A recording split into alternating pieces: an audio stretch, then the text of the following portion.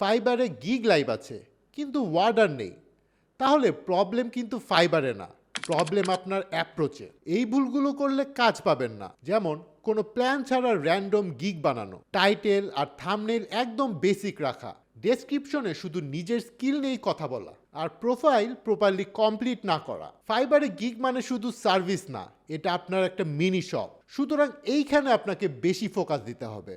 আজকের ভিডিওতে আমি দেখাবো ফাইবারে কিভাবে স্মার্টভাবে কাজ পাবেন স্টেপ বাই স্টেপ। প্রথমেই প্রোফাইল অপটিমাইজেশন। ক্লায়েন্ট প্রথমেই আপনার প্রোফাইলে ঢুকে, তাই একটা ক্লিন এবং প্রফেশনাল প্রোফাইল পিকচার দিন। টাইটেল এমন রাখুন যাতে এক নজরেই বোঝা যায় আপনি কি করেন। ক্লায়েন্টের প্রবলেম আপনি কিভাবে সলভ করবেন সেটা দেখান। পোর্টফোলিও অ্যাড করুন, যদি রিয়েল কাজ দেখাতে পারেন তাহলে সবচেয়ে ভালো।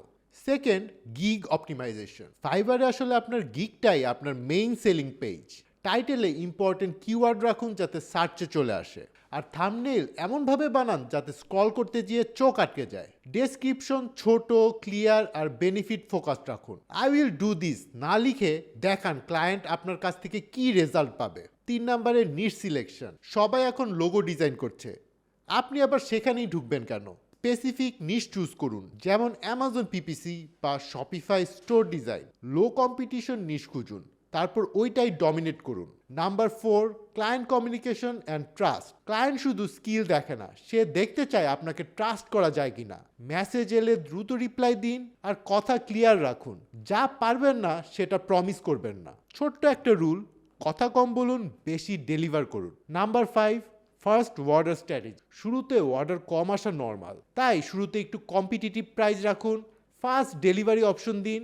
প্রথম কয়েকটা ক্লায়েন্টকে এক্সট্রা সার্ভিস দিন। এর মেইন গোল হচ্ছে বেশি বেশি রিভিউ কালেক্ট করা। এরপর কিছু কমন মিস্টেক বলি যা আপনাকে অ্যাভয়েড করা উচিত, যেমন বারবার গিগ চেঞ্জ করা, ভুল বা মিসলিডিং ইনফরমেশন দেওয়া, ডেলিভারি লেট করা, ক্লায়েন্ট কি চায় না বুঝেই কাজ শুরু করা। মনে রাখবেন, ফাইবারে শুধু পরিশ্রম করলেই হবে না, স্মার্টভাবে কাজ করতে হবে। স্কিল, স্ট্র্যাটেজি আর কনসিস্টেন্সি, এই তিনটাই আপনার গেম বদলে দিবে।